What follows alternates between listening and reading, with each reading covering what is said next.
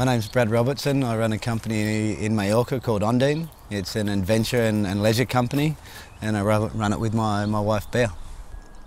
Marine conservation has been something that I've been very interested in for a long time. Obviously, being a dive instructor with history working on the dive boats in Australia in Cairns. The attitude of local people towards marine conservation here in Mallorca has been overwhelmingly positive, but there's not a lot of people doing it.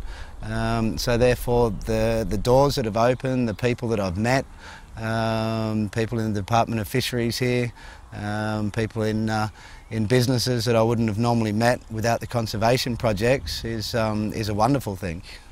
Sacrifices I've had to make to begin conservation projects here in Mallorca. Time would be a big sacrifice. Basically any time that I'm not working with the business, I'm working on conservation projects, which in turn affects my personal life with my wife, which can get pretty tough. It puts a lot of pressure, there's a lot of stress involved, there's not a lot of help. Financially, it's been an absolute nightmare financially. So there's a whole array of things that make it difficult. The Stingray survey. All right, well, about 18 months ago I found out that there was a population, a rather dense population of stingrays that frequent the Bay of Palma. Last year we went out for a couple of dives in a location not far from Palma Airport actually, and discovered that the stories of stingrays was true. And over the past 12 months I've been putting together a monitoring program. Obviously, if we're going to think about protecting the stingrays that are here in Mallorca that are left, we need to understand what they're doing here first. We need to understand the environment that they're living in, and then once we've put together the program and we've done the survey for 12 months, and then maybe these whole environments can be protected. On the last few dives, I've been out almost every day for the last couple of weeks, diving with the rays, and on almost every dive we see stingrays with their tails cut off, still swimming around, which indicates that they've been caught by a fishing boat, tails lopped off, and then thrown back in the water. The whole purpose of the stingray survey is to understand the population that frequents Mallorca over about a 1 to 3 month period. So what we're trying to do is get a group of volunteers together, working with the Department of Fisheries and local scientists, also working with an organisation called Joves Navegants. So it's a science-based program to study these fish, but with Joves Navegants involved, it's involving youth of the island. So we're trying to combine the two. We're trying to combine a scientific program with a community-based program, which will all lead on to a conservation program. I think it's a brilliant idea. I mean, somebody has to take care of them. I know some, but nowhere near as many as we've seen today. It's really nice to get out, have a dive and check out the sea life, but it's also really nice to actually be part of this project. Why do I do conservation projects? Because I'm a diver. Because I'm a diver that loves to observe, interact with marine creatures, and there's not so many of them in the Mediterranean. And it would be really nice to see over the next 5, 10, 15 years a complete reversal on what's been happening in the Med, to species, whole environments recuperating, rejuvenating, regrowing, repopulating, and being able to take my clients, my divers, my friends, my dad for a dive in the Med, and they come out going, wow, that was cool, you know. Esta zona de aquí es una de las que, a través de distintos programas de investigación, sabíamos que hay abundancia de rayas en esta época del año. Probablemente esté asociado a un comportamiento reproductivo. Vienen tanto a aparearse como a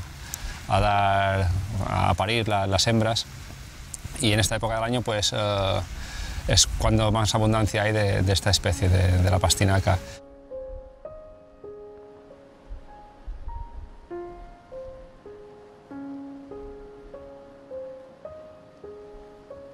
We turned up to El Delta to do what's become the normal routine of taking people for a dive with the Stingrays here in Mallorca.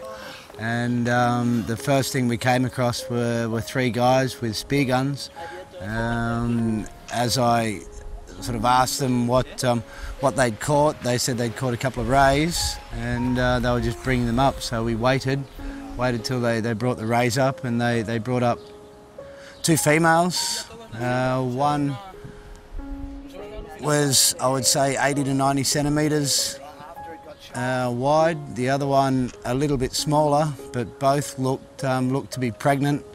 And then they put them in the car and took them away. Seeing those rays dead, belly up, pregnant, tails chopped off, actually made me feel physically ill. The chances are that they've shot it, and then the mother, trying to look after the young, give them the most chance to live, has given birth on the spot. The other thing was that we didn't actually see any stingrays on the dives. I've got not a thing against a human being going into the water, spearing a fish, taking it home, cooking it on the barbie, enjoying it with their friends, enjoying a few beers. But to see that happen in a marine reserve defeats the whole purpose of a marine reserve.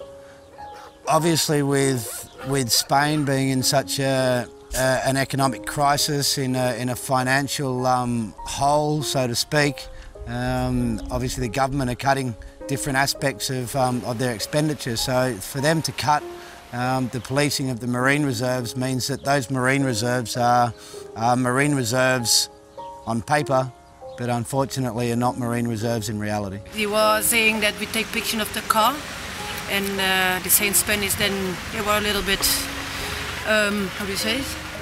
Angry? Yeah. Why do I think it's so hard to put this project to get the funding? Well, I think one of the reasons why it's so hard for people like myself, the little guy, to do anything to get funding for these projects is just because of that, because I'm an unknown entity. The company that I own is very young. I'm definitely not a movie star. I don't mix with wealthy people and glamorous circles that would be able to fund these projects. How do you finance the project? At the moment, I've been financing the projects.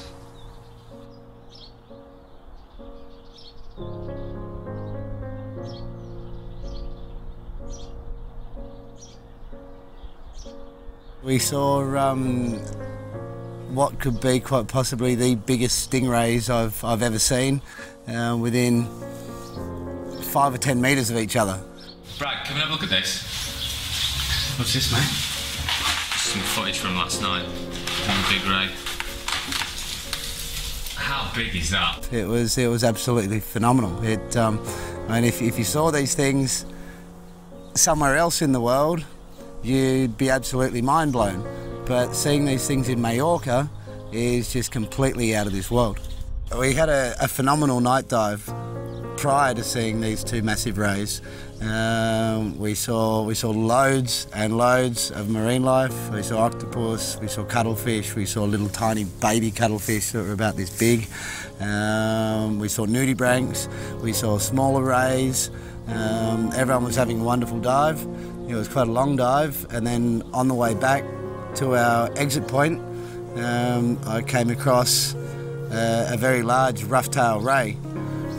Dave followed me and shone his light on the ray, which he thought was a rock, until he realised it was a rather large rough-tailed stingray sitting in the sand. It was quite a sight. We lost that ray. It took off, and all of us were running relatively low on air, so most of us headed to the surface. Then when David and and Clive said that the big ray was still underneath them. We swam back over on the surface, had a look down, shone my torch on what I thought was the same ray, and then noticed that this rather large specimen, and it was pushing 2 metres across, the width of 2 metres.